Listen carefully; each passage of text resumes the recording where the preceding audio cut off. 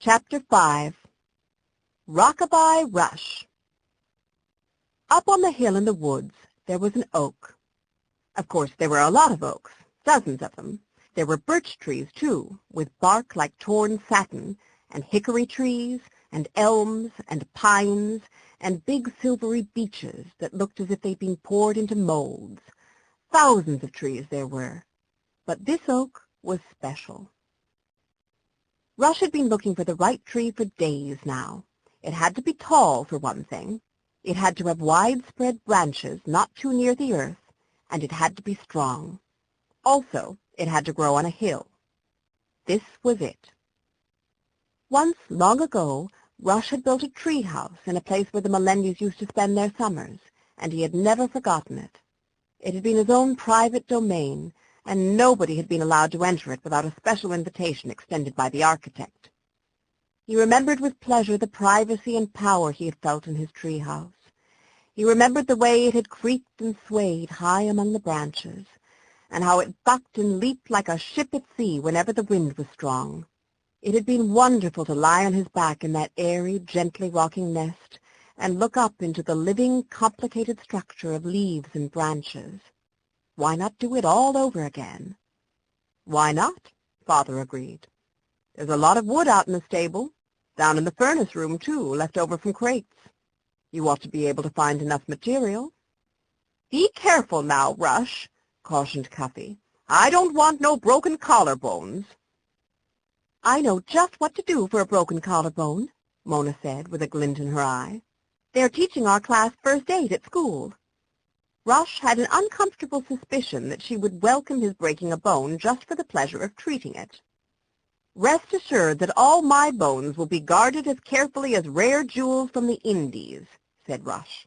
I'm not going to have you fussing with my fractures, Mona, and putting my bones together upside down. Not a chance, pal, not a chance. Willie Sloper helped him with the house. There were a lot of crates, just as Father had said, and Rush and Willie made several trips up the hill carrying wood, saws, hammers, and nails. Randy and Oliver were allowed to accompany them, staggering under armfuls of planks. All Saturday and Sunday of the third weekend that the Melendys had been living in the four-story mistake, the sound of hammer beats came from the woods. And finally on Sunday evening the treehouse was finished.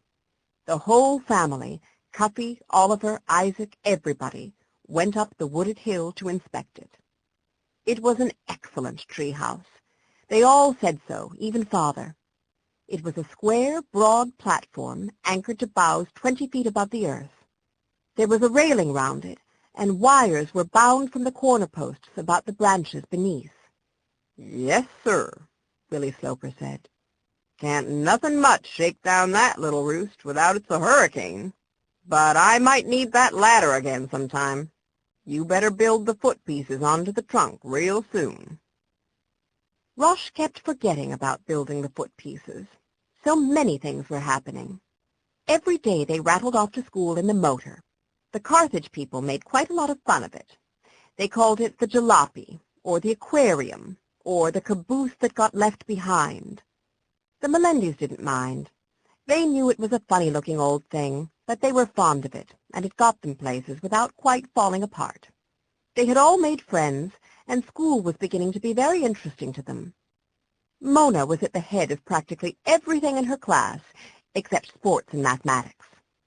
I think I'm going to be president pretty soon, too, she said modestly. Rush was the best of his class in mathematics and history, and if they had a music department, I'd be best in that, he admitted with candor. Randy excelled only in drawing, which they didn't have often. And poor Oliver wasn't at the head of anything at all in his class. He confessed it freely, thought for a minute, and brightened as he added, "But me and Joseph Bryan way more than anybody else." Home was nice, too. The queer old house was comfortable and spacious. Even Randy had stopped being homesick. She had built a feeding stand for birds on the roof outside the cupola. Each day she got up early, sprinkled breadcrumbs there and millet seed, and watched them come. Sparrows, of course, a greedy starling, big savage blue jays, and all the rare shy ones, tanagers and cardinals and fox-brown thrushes. Mona had pinned up all her signed photographs of actors and actresses. She was also writing a play and learning how to knit. Rush had found the right place for his piano and spent hours practicing whenever he wasn't up in the tree house.